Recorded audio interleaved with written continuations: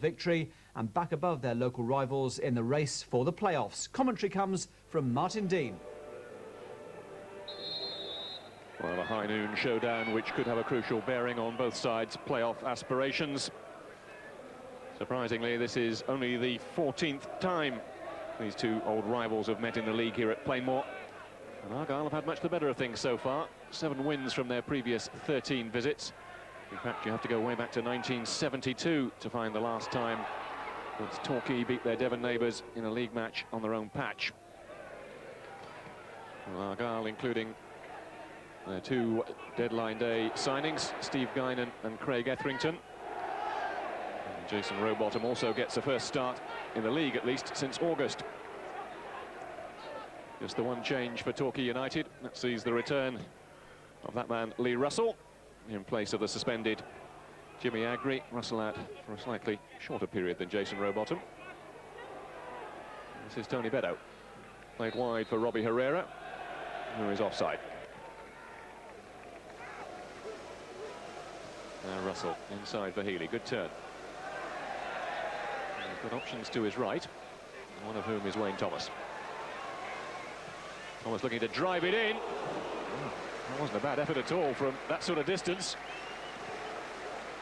Well, he saw the opportunity opening up. It was perhaps a little ambitious, but certainly Wayne Thomas getting plenty of power behind that one.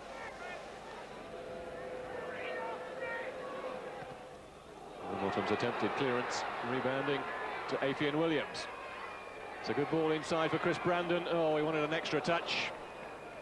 It was Jason Rowbottom who got back in to rob him of the opportunity. Brandon played into a little bit of space by Williams. He just needed that extra touch. He didn't have time for it.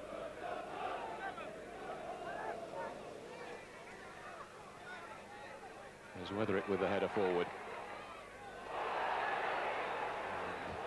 Well, Hargreaves went down, but I think it was just a slip more than any foul play from Wayne Thomas. This is Bez Weatherick towards the far post, and well, McGregor was coming in, and he went in very bravely. A bit of a nasty tumble as well. The first real opportunity we've seen for Argyle. Good deep cross from Bez Weatherick, and McGregor, I think, just damaging the shoulder as he went for that one. Awkward fall. This is Lee Russell. Towards Beddoe. Away by Craig Taylor. Only as far though as Healy. A little chip too high for Williams. Hill will pick up the loose ball. Well, it was worth having a go from there. The ball is skidding on this very greasy surface. If it had been a little more accurate, it might have had Sheffield at full stretch. And off McGregor's head. Now Guinan. Etherington looking to get it forward. Herrera got the foot in. It came off McGregor and might bounce well for him. Watson having to get back. Well, these conditions, players have to be so positive. Sometimes the ball can just hold up. It did then for Paul McGregor. There's Weatherick then, heading the corner towards the far post. Headed away by Wayne Thomas and by Healy. Etherington looking to drive it back in. Well, it was a miscue, but it's fallen for McGregor. He's got Bez Weatherick behind him. Chance for him to curl the cross in now. They've put it towards the far post, and that's the goal from Craig Taylor.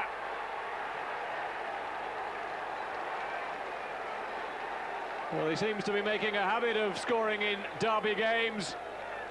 He got one against Exeter a few weeks back. And now the stand-in skipper has put Plymouth Argyle in front. Well, it all stemmed from that miscue, in fact, from Craig Etherington. McGregor playing it back for Bez Weatherick. A good cross in towards the far post. Torquay were coming out. Taylor was coming in. And the header planted firmly into the corner. Healy. Nice ball forward for Chris Brandon. Now Healy again. Brandon going for the return. Couldn't quite take it on his stride, and now he's been fouled. The referee just wants the wall back another yard or so.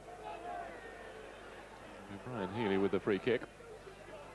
Holmes is out to his right, going for the little slot through, and Sheffield had to be across quickly. Another intelligent little set piece from Brian Healy. Probably didn't strike it with quite enough power to seriously trouble John Sheffield.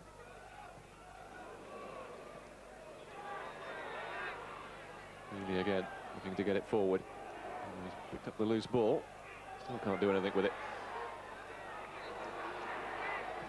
Hargreaves has managed to lift it out of the mire. Away by Russell, straight to Etherington. Oh, Watson was caught then as he went for that challenge. He's trying hard to get to his feet, but he's in some pain. Meanwhile, play goes on. Besweatherick in towards McGregor. And that's 2-0. Well, McGregor getting the goal, but you wonder whether the man who might have picked him up would have done better had he not been injured in the build-up. Alex Watson going down with an injury, which is where it all started from. And again, it was Besweatherick who supplied the ammunition. Good cross in, and McGregor just getting ahead of his marker. Simplest of goals, really. Wayne Thomas inside for Healy, who shrugged off the challenge of McGregor. Finding a bit of space for himself, Brian Healy. All right, and the man who almost caught that one on the boundary was Andrew Caddick, in fact. And into the director's box. Slipped through Caddick's hands. Well, we've heard that before on the cricket pitch, but he's the special guest today. They're in the right back position. So to his Holmes, mind you.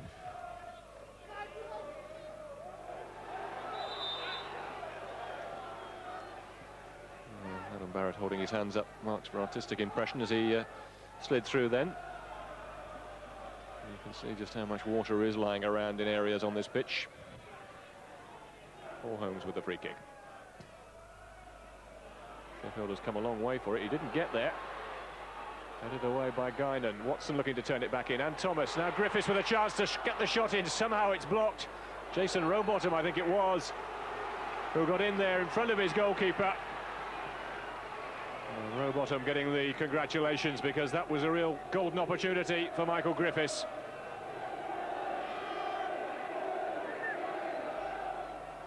Holmes curled towards the near post this time. Oh, all sorts of scrambles there. Kevin Hill and Afian Williams both in there. It was Hill who got the final touch. It was off the line, I think. Still the ball not properly cleared. And now Brandon.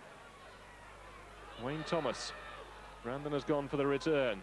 Oh, brought down unceremoniously by Adam Barrett then.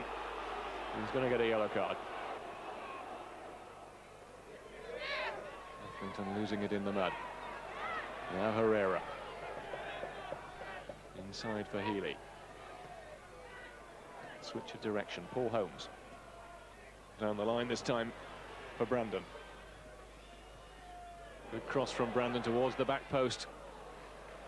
Herrera trying to get on the end of it, but it's Sullivan who comes away with it. Now Guinan. Good job of holding it up.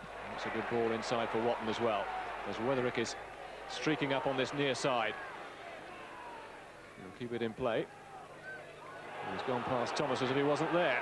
Chance here for Besweatherick. Perhaps he's pulled it back for McGregor. And that is 3. And surely now Argyle heading for victory in this Devon derby. Well, once again, it was John Besweatherick who set it all up. Well found by Watton initially. And then he waltzed past Wayne Thomas. And having drawn the goalkeeper, it was simple from there on in. Slipped inside for McGregor, and an easy tap in for him.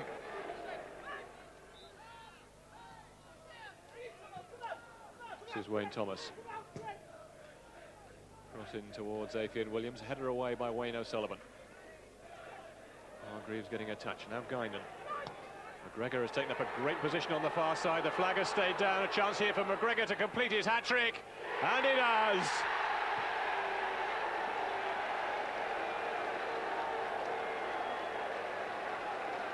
The Argyle fans celebrate They'll go above their Devon neighbours in the league table. And who knows, this could yet be the victory that turns around their season.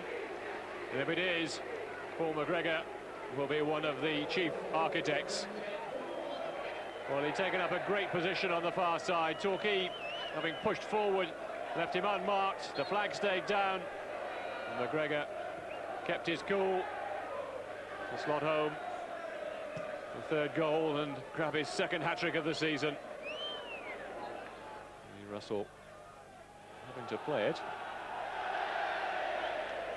Getting Stuart Jones into a bit of problems here. Now here's McCarthy. Oh well, that could so easily have been number 5. Well, Torquay playing themselves into all sorts of problems then. And Sean McCarthy, who's just come on, presented with a golden opportunity, should have beaten the goalkeeper from there. Everyone was fantastic, right from Chef all the way through the side, you know, through the midfield, and playing up front with the game. Steve Guinan was, you know, was brilliant, all the movement and everything, and he's created a lot for me. Possession-wise, we've done all right, but we never hurt them. I thought at the back we were very lax. Bad defending for the goals. I mean, 2-0 down at half-time, you're chasing the game a bit, so there's going to be gaps. But there's no excuses for the first 2 goals, is there? I think Wayne Thomas is marking 3 from the cross, whether he's sat in there and too deep. And the second one, I think Stuart held his hands up. He was on his back foot instead of going forward and picking the ball up. But 2-0 down at half-time, you're always chasing the game. The thing about the third division is everybody can beat everybody else. So if we can get a consistent run together and beat teams like Torquay and Northampton who are pushing for promotion as well, then we've got a good chance. You get the headlines, and 3 goals, three nice ones to get, I guess, from a striker's point of view. I suppose, yeah, but I mean, the first one over there, I mean, it probably looked easy, it looked like I fell over, but I had to stretch for it to get hold of it. The second one was easy, but yeah, the third one, I mean, I had a lot of choices to make, and the keeper's come out, and I was going to take it round him, and then it went through my head. He took up a really good position. The only option I had really was to put it through his legs. So that victory has put Plymouth right back amongst it, as John Best-Wetherick pointed out. Plenty of time and games to make it into the all-important top 7. And it's not all over for Torquay either. Still a game in hand over Argyle. String a few wins together, and they too could be heading for Wembley and Division 2. Well, after the break, during promotion hopes, the threat of a mid-table finish looming large after Saturday's 2-0 setback at Cheltenham, where they played with plenty of spirit but got no reward. The action described by Seth Conway. Here's Holmes. Agri is in support. A real up and under towards Wayne Thomas, who makes the header. And Steve Book, perhaps the most surprised in the ground that it did come to him. He was alert to it, though. Wayne Thomas, makeshift centre-forward today, as Tony Beddoe is out. But he did well to get his header on target.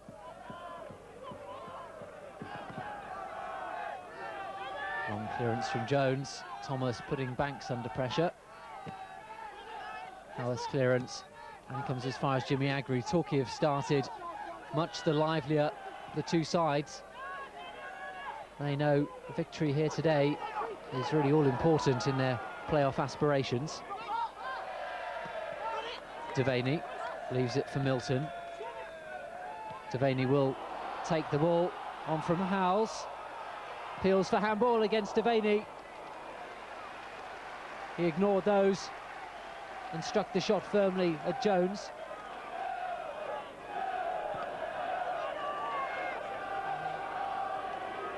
Agri's making a nuisance of himself in the middle. It's going to come to Thomas, and just flicked wide. Goalkeeper Steve Book able to just stick out a hand and turn it away from Wayne Thomas. Important to get that touch as Torquay's centre forward is closing in for the header.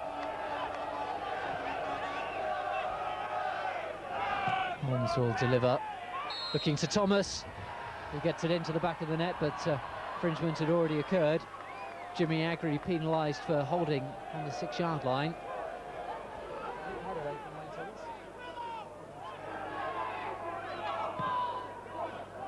Duff able to breeze past Kevin Hill and stand it up. It'll come back for Russell Milton, and it's in. Cheltenham Town take the lead. 35 minutes gone, and it's Russell Milton who claims his 11th goal of the season to give Cheltenham a 1-0 lead. as the ball came back out to Milton. He met it full, past the despairing dive of Stuart Jones and into that bottom corner. Jones find Thomas. Now Thomas again. Back for Healy. Healy's going to let one fly. Only just over from Brian Healy. Oh, the space opened up for the Torquay skipper. Felt he had to have a dig from there.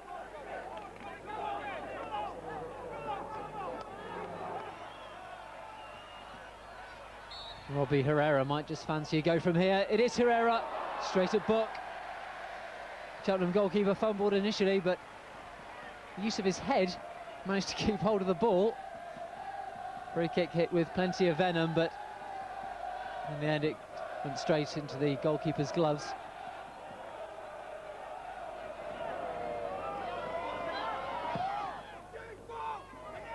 It's going to go over the top of Agri. Devaney's in. Devaney's over Jones, and Devaney scores against Torquay. Again, he scored in the game of Plainmoor just 2 weeks ago, and he surely won this game for Cheltenham now. Cheltenham 2, Torquay United 0. Route 1 football, through from Buck. Torquay's defence stood square, and there was Martin Devaney to coolly lift over Jones to collect his 6th goal of the season. I thought we started very well. I thought that the pace of the game, I thought we kept a high tempo. The work rate and the commitment was very good. Maybe there's a little bit of a lack of a cutting edge, but you know, I think 2-0 flat as them. The second goal's absolutely killed us off, and I think you've got to look at our experienced lads at the back there. But you have a look at the shot count. I think it'll be higher than Cheltenham's today. You know, we got out of jail when they played us down there. We've got a goal back, but today we played better away from home against them and come away with nothing. So Torquay down to 11th, 6 points adrift of the playoff zone and 5 behind Devon rivals Plymouth, who have 6 games left to stake their claim for a top 7 finish. Well, highlights from Exeter City's game at Hartlepool still to come. A little threadbare before Saturday, but a thumping 4-0 win over Mansfield puts them back in the picture, a match I had the pleasure of watching.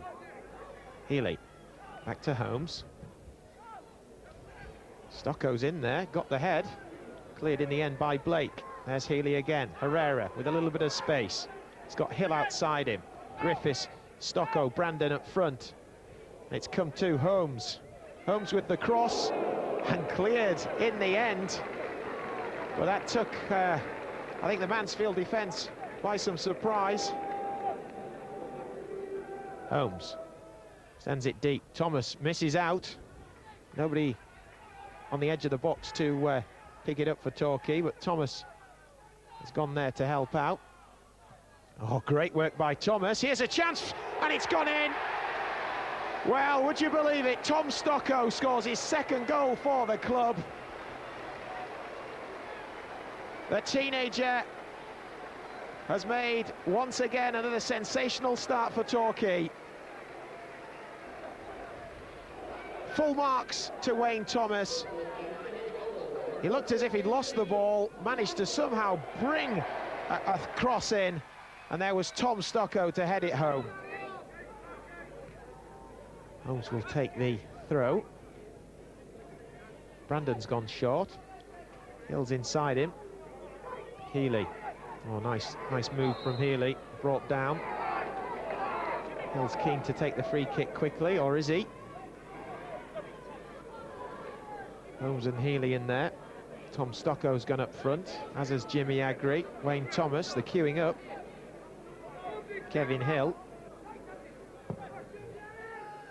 Flicked on by Agri, but the final touch was from Thomas. And that is 2-0. The free kick from Brian Healy just went over the head of Jimmy Agri. But what a great finish from Wayne Thomas.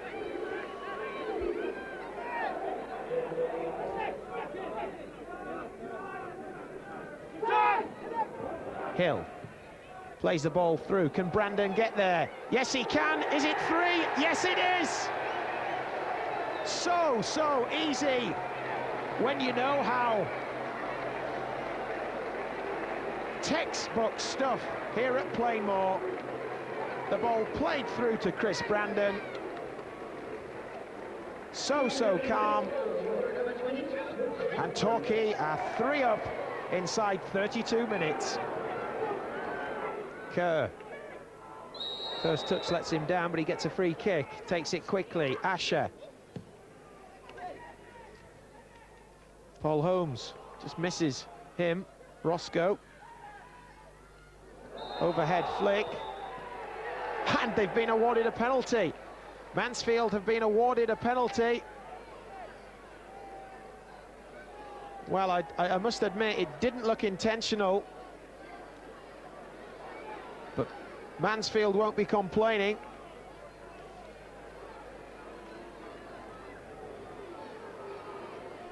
So a chance for Chris Greenacre to reduce the arrears. It's Greenacre against Jones. Can he convert? Great save, and he's missed with the rebound. A super save. It looked as if Chris Greenacre was going to bury the rebound. Fortunately for Torquay, he didn't. And Stuart Jones is the hero of the hour.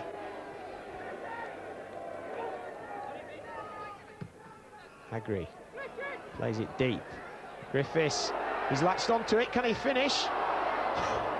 Oh, well, if he'd have just looked down, he might have even got a second bite at the cherry. Got to the ball first. Didn't make any contact whatsoever. But the ball went under Glyn Thompson. And if Michael Griffiths had just stayed alert, he could have picked up on the Mansfield keeper's error. Holmes.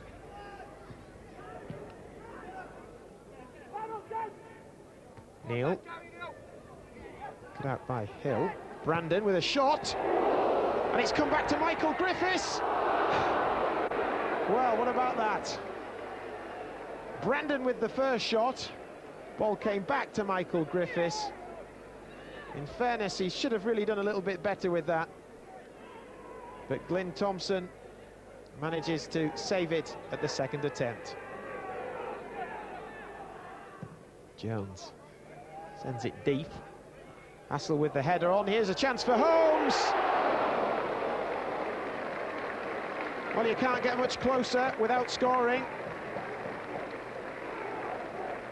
That would have certainly been an opportunist goal if Paul Holmes could have just got the direction right.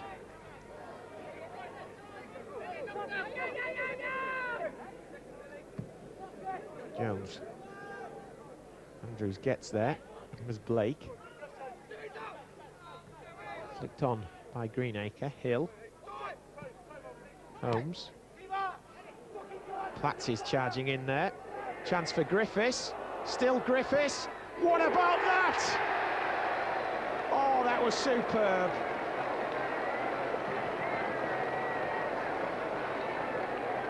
What a way to finish the match. Took his time, found his spot. Thank you very much. Torquay 4-0 up. We got an early goal, 11 minutes, that always settles your nerves. We got a nice goal, second goal at the right time. So, you know, we're coasting from then, really. So it's just a matter of keeping a clean sheet and you win the game. Is there that belief in the camp that you can do it?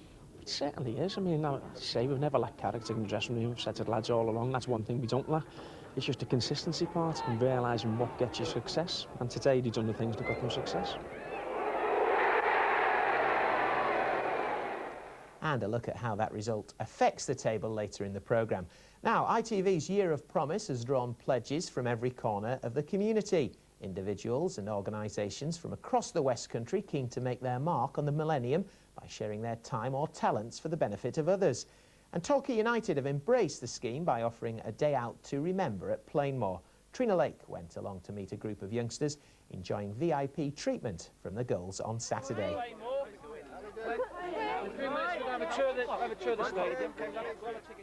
At every Torquay United home game, the club's community officer Frank Prince makes local school children and community groups feel like the most important supporters at Plainmoor. And as part of their commitment to ITV's Year of Promise, they've extended their existing scheme to include more disadvantaged groups. On Saturday, children from Mayfield Special Needs School in Paynton and the Rope Walk Resource Centre in Kingsbridge were among those given the VIP treatment. Norma's the man that looks after the players when injured.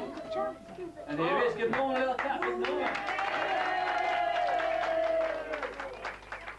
I think it's very good for them because they can come along and obviously meet the people and be in part of the community without feeling sort of threatened at any point. But they're having a lovely time today and really joining in, so it's good.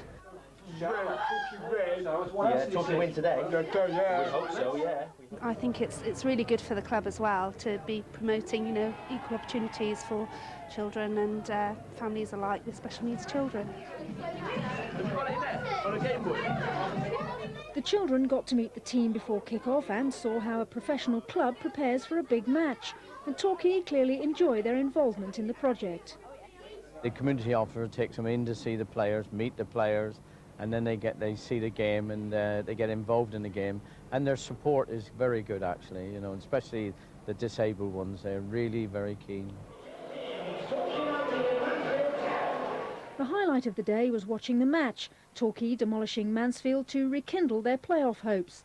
The group gave United plenty of vocal support and their enjoyment was obvious.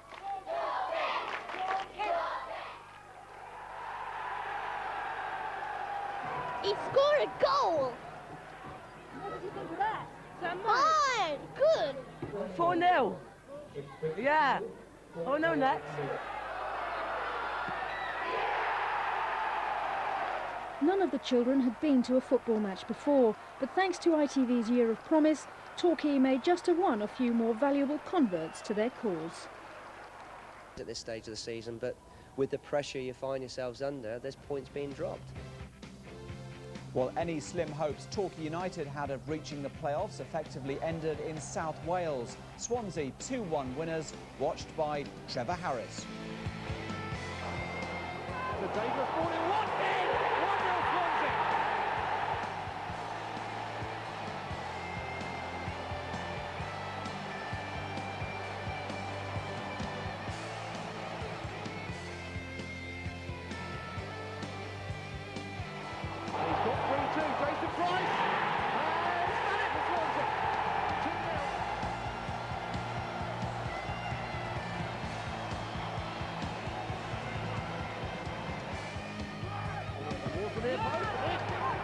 What a simple goal from Alex Watson.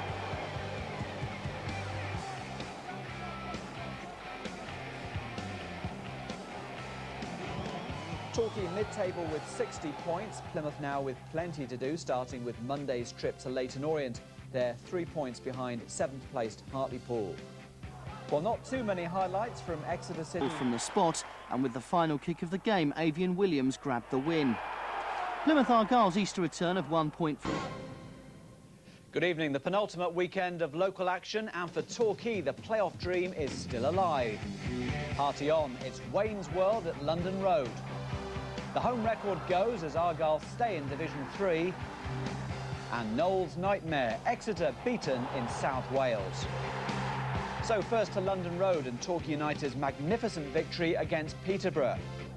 They took the lead just before half-time after the home side failed to clear a Paul Holmes free kick. Tony Beddoe on hand to crash a shot past Dutch keeper Bart Grimming. There was still time for Torquay to grab a second and wrap up the points before the half-time whistle. A Holmes corner did the damage, with Wayne Thomas heading home in the 5th minute of stoppage time. Torquay never really looked like conceding at the other end and well deserved the points that could well catapult them towards the playoffs. Well, Plymouth are interesting to say, at the very least, starting with the scrap for playoff places. Hartlepool, Torquay and Cheltenham for the last place available. Darlington and Northampton for an automatic promotion spot, joining Rotherham and Swansea, who play for the title at Millmoor. At the other end of the table, 2 points separate Shrewsbury, Chester and Carlisle, and one of the three goes out of the league today. Shrewsbury play at 4th bottom Exeter, Chester is home to one of the playoff teams, Peterborough, and Carlisle are at Brighton. That will be tense. Playmore. Let's go there live now and join John Ayres. Yes, indeed, it was a very disappointing day for Torquay United. With Cheltenham losing at Southend, it was there for the taking. And indeed, when Torquay United took the lead through Tony Badeau, you would have thought they were going to make it. But unfortunately, Northampton got 2 goals back, as Hamish Marshall reports.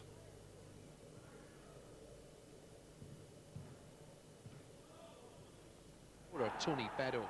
But 2 goals from the Cobblers in the first half ended their hopes, the first coming from Jamie Forrester. And then just before the break, Steve Howard beat Stuart Jones to ensure it was the Northampton fans who had something to celebrate. Hamish Marshall there with the details. Well, joining me now is the assistant boss of Torquay United, Alex Watson. Alex, just how disappointing was it for you to go down today when the opportunity was there? Obviously very disappointing. You know, great atmosphere here today. If we had done our stuff, we would have been in the playoffs, but it wasn't to be. The 2 results had gone for us and we couldn't produce a result here. Do you think it was in the minds of the players? Because I know when Cheltenham were in the lead, all of the Northampton fans were chanting 1-0, 1-0. Do you think that might have got to the players a bit, that it was slipping away from you? No, not at all. We were okay on the pitch ourselves. You know, we had a couple of chances. We gave 2 sloppy goals away and we had our minds focused. You know, outside influences didn't come to it. Do you think at the end of the day it came down to the middle of the season when the results weren't really going your way? That was what perhaps cost you? Yeah, that's my feelings exactly. I mean, you go through the whole season and we can look at certain games when we haven't performed, we haven't done well, and you were there for the taking those games. You know, it doesn't boil down to the last game of the season. You know, we had a great chance to say we've done well the last month of the season to get ourselves in this position, but it wasn't to be. I know some of the criticism was that when Torquay United went 1-0 up, you didn't go out and you didn't go and grab the game at that point. Would you say that was a fair reflection of the way it went? Yeah, we got a great start. We got the 1-0 lead. You know, we hopefully could have took it on from there, but it wasn't to be. We had a couple of goals were very sloppy. I think it was the only 2 efforts in the first half, and he went in. So, you know, bad day all round. So what do you do now? I mean, how do you pick the players up for next season after being so close? The lads have done really well to get ourselves in this position. You know, you've got to take the positives from the season. And, you know, we're a smaller supporter club in Devon. The fans have been great, our local supporters. You know, we're a small club and it's a great achievement. We've finished just off the playoffs when we should have done better. And we know that ourselves, we should have done better, but next season we've got to take it on. Alex Watson, thank you very much for joining us. So it finished here 2-1 to Northampton. It means that Torquay United